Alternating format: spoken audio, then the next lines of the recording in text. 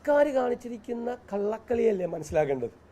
കാരണം വഖഫ് ട്രൈബ്യൂണലിൽ കേസ് നടക്കുകയാണ്. വഖഫ് ട്രൈബ്യൂണലിൽ ഭൂമി കൊടുത്ത സേട്ടിൻ്റെ കുടുംബം പറയുന്നു ഇത് വഖഫ് ഭൂമിയല്ല.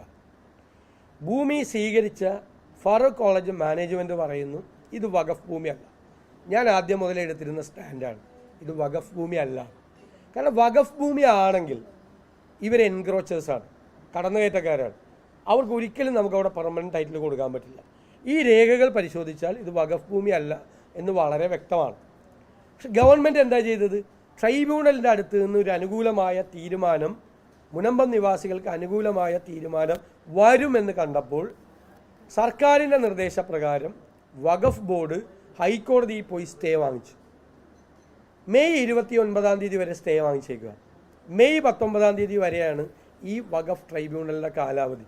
അപ്പോൾ സർക്കാർ എന്താ, വഖഫ് മന്ത്രിക്ക് അതിൽ പങ്കുണ്ട്, വഖഫ് മന്ത്രിക്ക് എന്നിട്ട് അതിൽ പങ്കുണ്ട്. എന്നിട്ട് 19 ഇവരുടെ കാലാവധി തീരും. അപ്പോൾ ഈ വഖഫ് ട്രൈബ്യൂണലിനെ കൊണ്ട് വിധി പറയിപ്പിക്കരുത്.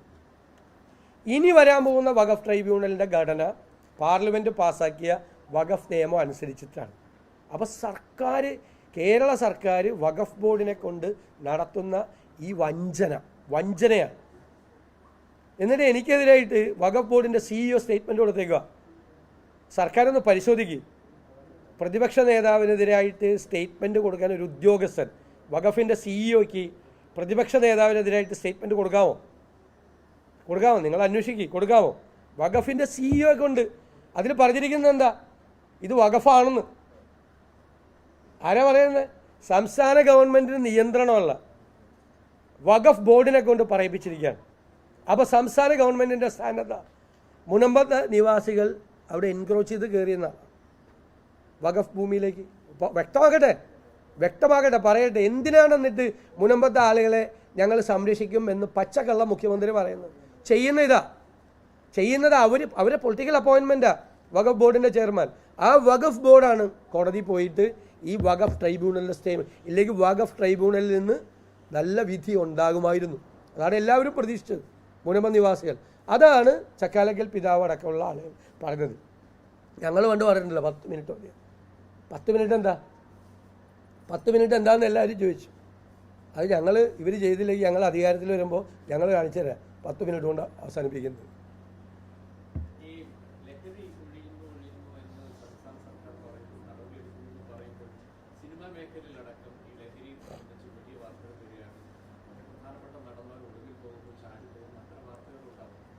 നമ്മൾ പറഞ്ഞല്ലോ, ഞങ്ങൾ നിയമസഭയിൽ അതിനേക്കാൾ വലിയൊരു പ്രസൻറ്റേഷൻ നടത്താനില്ലല്ലോ.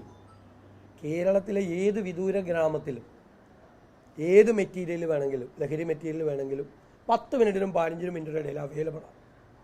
അത്ര അവൈലബിലിറ്റിയാണ് കേരളത്തിൽ.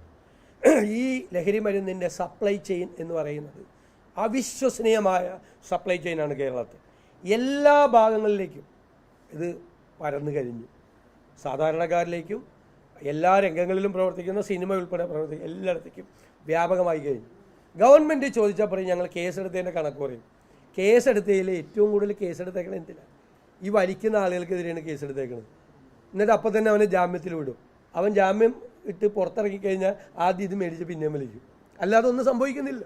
അതുകൊണ്ട് ഞങ്ങൾ പറഞ്ഞിരിക്കുന്നത് എൻഫോഴ്സ്മെൻറ്റാണ് പ്രധാനം.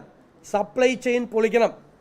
എവിടെ നിന്നാണ് കേരളത്തിലേക്ക് ഇത്രയും ഹ്യൂജ് ക്വാണ്ടിറ്റി വരുന്നത് അത് കണ്ടെത്തണം. ഞങ്ങൾ പറഞ്ഞല്ലോ 2 IG ഏൽപ്പിക്കണം, ദക്ഷിണ മേഖലയും ഉത്തര മേഖലയും. 10-30 കേസെടുത്തു കഴിഞ്ഞാൽ ഈ സപ്ലൈ ചെയിൻ എവിടെ നിന്നാണ് വരുന്നത്, എന്താണ് സപ്ലൈ ചെയിൻ എന്ന് മനസ്സിലായി അത് ബ്രേക്ക് ചെയ്യാതെ കേരളം രക്ഷപ്പെടില്ല. കേരളത്തെ തകർക്കുക. ഇതൊക്കെ വാചകടിയാണ്. പിന്നെ എക്സൈസിൻ്റെയും പോലീസിൻ്റെ പണിയാണ് ബോധവൽക്കരണത്തിന് എന്തോരം സാമൂഹ്യ സംഘടനകൾ, മതസംഘടനകൾ, രാഷ്ട്രീയ പാർട്ടികൾ ഞങ്ങളൊക്കെ ചെയ്യുന്നുണ്ട്. ഞങ്ങളെല്ലാവരും ചെയ്യുന്നുണ്ട്. യുവജന സംഘടന അവരൊക്കെ ചെയ്യട്ടെ. എന്നിട്ട് ഇവരാണ് ബാനറും കെട്ടി ക്ലാസ് എടുക്കാൻ വേണ്ടി പോകുന്നത്. ആകെ ഫോഴ്സിൽ തന്നെ ആൾ കുറവാണ്. അവരെ കൊണ്ട് ആളെ പിടിക്കാൻ പറ, ശരിക്കുള്ള ആളെ പിടിക്കാൻ പറ. മുഖ്യമന്ത്രി നടത്തിയ മീറ്റിങ്ങിലും ബോധവൽക്കരണം സെക്കൻഡ് പ്രയോറിറ്റിയാണ്. ബോധവൽക്കരിച്ചാലൊന്നും മാറുന്നില്ല. സാധനത്തിൻ്റെ അവൈലബിലിറ്റി ഇല്ലാതാക്കണം. ഇല്ലേ? ബോധവൽക്കരണം കേട്ടിട്ട് ആരെങ്കിലും ഇത് ഉപേക്ഷിച്ചാൽ